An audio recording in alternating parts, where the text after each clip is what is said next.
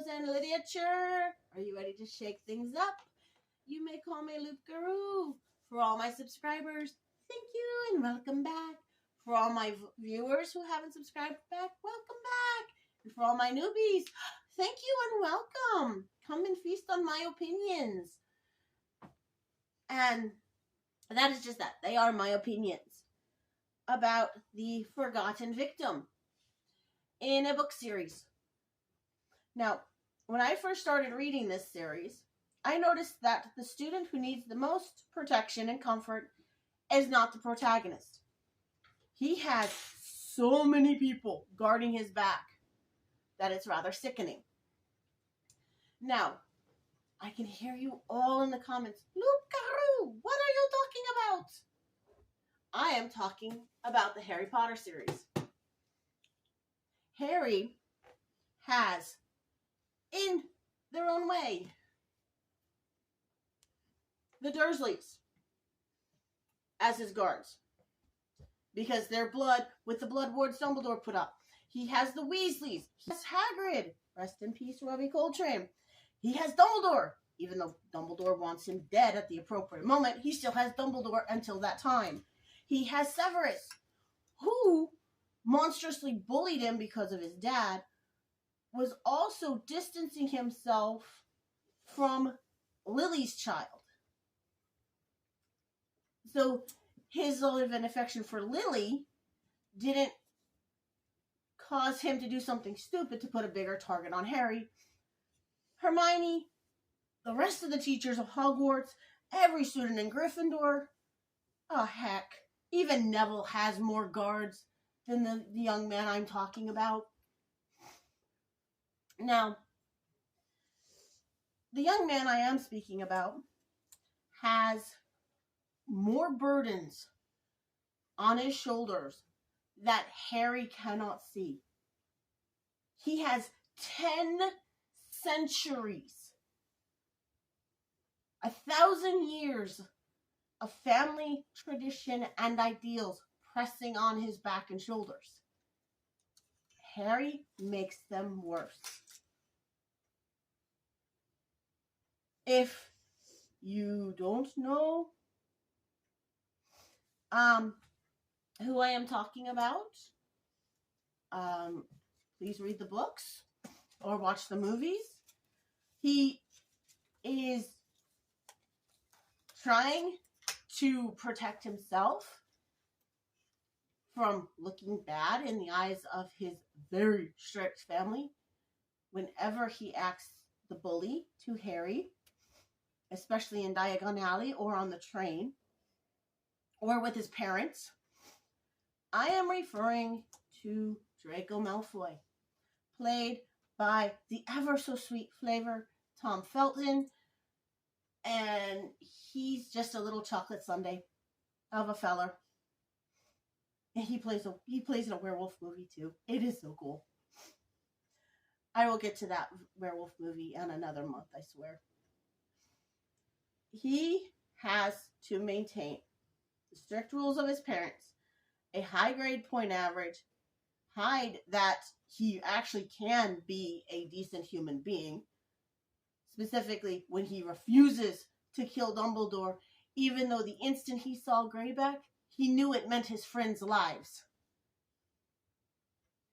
Because Dumbledore asked, "I'm amazed you'd invite a child murderer into the school, Draco. I didn't know he was coming." I didn't know he was coming. Those are some poignant words from a 16-year-old boy.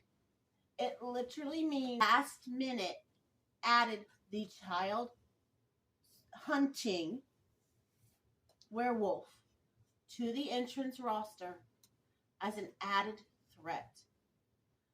It's never been confirmed, but my theory posits that Voldemort sent him with the express orders: if Draco or Severus does not kill Dumbledore, go to Slytherin and maul all of Draco's friends. That's my thought as to why Greyback was there. And the reason why Severus put up that barrier when he went up so that no one without a dark mark could enter or leave that tower wasn't for Draco. It was for Greyback. Greyback didn't have a dark mark. So if anyone without a dark mark was stuck on their respective side of the barrier, it meant should Draco or Severus not kill Dumbledore, Greyback couldn't leave the tower. He was trapped. If that doesn't say Severus knew something was wrong, I don't know what does. Now, in Prisoner of Azkaban,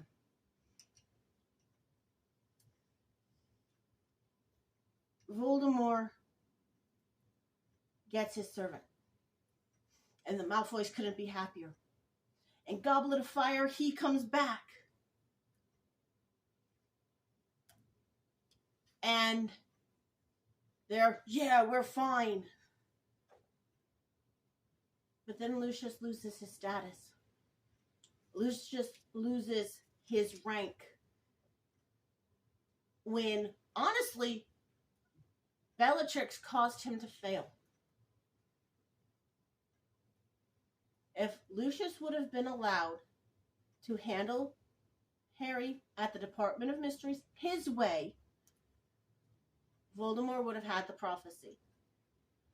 But Bellatrix was so spoiling for a fight and so mad at Lucius for not going to Azkaban because of Draco, honestly. She sabotaged him. Because if she wouldn't have sabotaged him, she would have been arrested too. She wouldn't have fled when the rest of them were caught.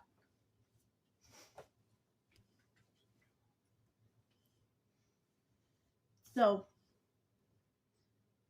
when he loses his status, Draco becomes fair game. They said in 6th year that Draco had lost a lot of weight. I don't think it has anything to do with their speculation that he was a werewolf, because Rowling herself said no, he was never a werewolf. Because if Greyback would have mauled Draco, Lucius would have defected and told everything he knew to the Ministry of Magic. Voldemort wasn't going to risk that. Lucius knew who everybody was. Because in the First War, it was Voldemort. And then it was Lucius. For 3 months after Voldemort vanished, Lucius ran the Second War. Why do you think Voldemort was so quick to get him out of his position? Why do you think Bellatrix was so quick to get him out of his position? Because he could have ran that war without them. Which makes Draco an even bigger, badder target. Something Harry would never know, and Dumbledore, wow, Rowling never talked about. What happened to Draco after school let out?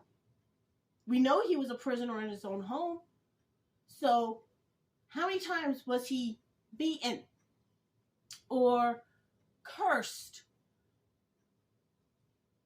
or otherwise tormented by the Death Eaters that used his home like a pub, a common way station? Now, it's not just the Death Eaters that are a threat to Draco. If you properly read the books, Draco very rarely goes after Harry with his wand. He goes after him with words. And then Harry retaliates, and when he's in the process of going for his wand, he gets attacked by 5 other students. I can't remember if it was Crabbe or Goyle that was turned into a slug because of the number of jinxes that hit them. And then they stuff him in the freaking luggage rack. Oh, point of fact, that was not in the movies. That's only in the books, where Draco spends the first month of the summer holidays in St. Mungo's because Harry's friends attacked him before he did actually anything to Harry, Ron, or Hermione. He was just posturing, just threatening. And they hexed him so badly he needed to be hospitalized. These are his classmates. And then Harry himself. Oh my God. Harry himself tries to cleave him in half with a spell he knew nothing about. Part of me, in reading that scene, is going, please don't find Severus. Please don't make it to a teacher, Myrtle. Because, again, Moaning Myrtle saved Draco's life because he was in the bathroom with her talking. They were sitting there talking because Draco was freaking out over his assignment. Harry comes barging in because he's up to no good. And Draco snaps. I can't even break down and be a normal person without you interrupting and interfering with my life. So, you can only imagine Draco's mind's going, don't come, let me die. That way, I don't betray my parents. I don't betray my friends.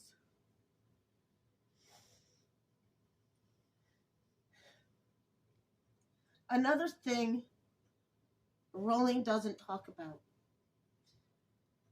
is the backlash and repercussions of making Hogwarts compulsory, mandatory. All the homeschool students that were learning their family business, they have no need for the Death Eater rhetoric. They have no care for the Death Eater rhetoric.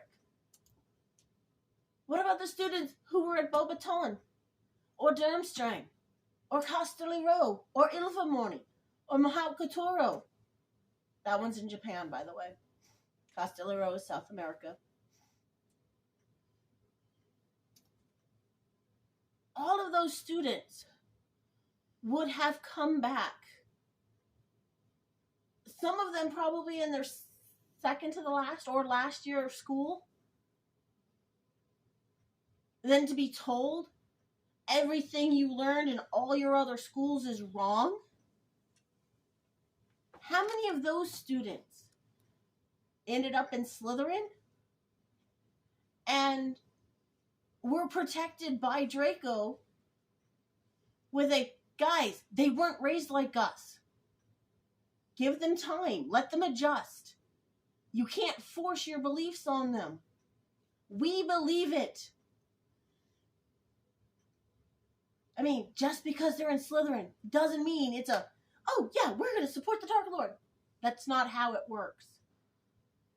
I think Voldemort's an idiot for what his end goal was.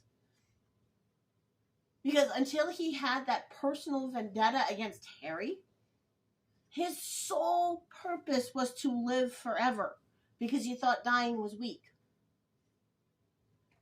No. That's, living forever is insanely stupid. So, using all the blood supremacy and this half-blood, using all the blood supremacy to rally the purebloods, made them the perfect scapegoats for him to do all these crimes and then live forever without any repercussions. Because very few people knew what he looked like.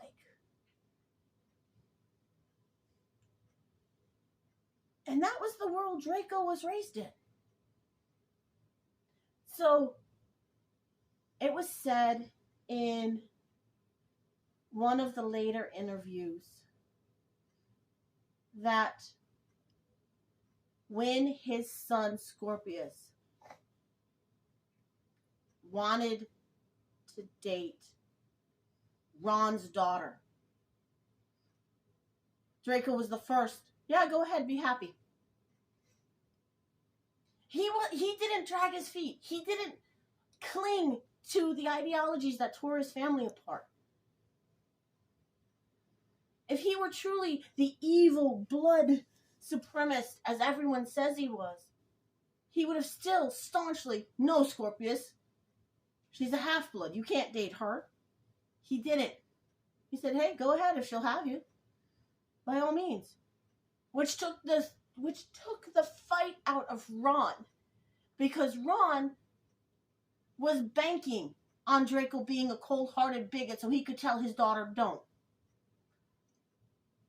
Who's more of the bigot? Go ahead, be happy. Let Draco say no. Let Draco say no. Let Draco say no so I can tell her to stay away from them. Ah, crap, he didn't say no. Now I have to let them date. Neither. Not talking about that, though.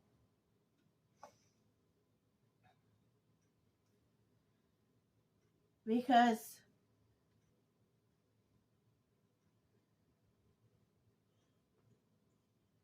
Draco wouldn't even have had his choices had Severus been late getting to that bathroom.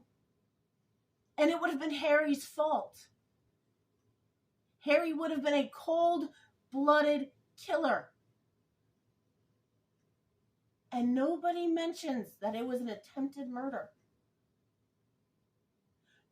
Nobody even knew he almost killed a student who, at the time, was so high-strung from a bigger threat than Harry ever was that he just wanted the pain to end.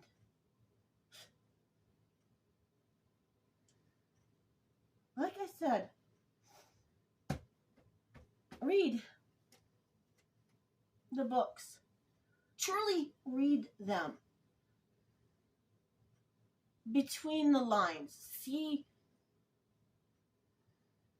the mindset of the characters. They're not just words on the page. There's feeling, there's emotion, there's intent in the bylines.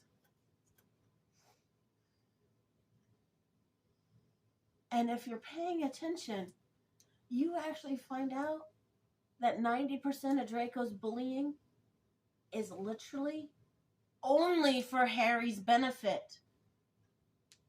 Oh, wait, Longbottom's heading back to the common room where Potter will be. Quick, jinx him.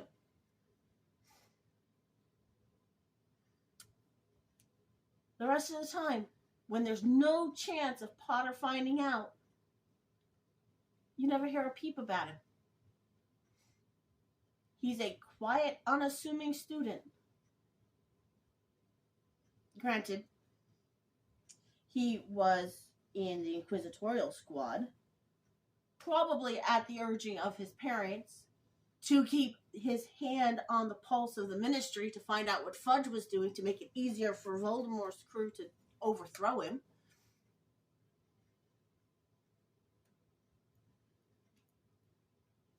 Everything Draco did was to uphold 1,000 years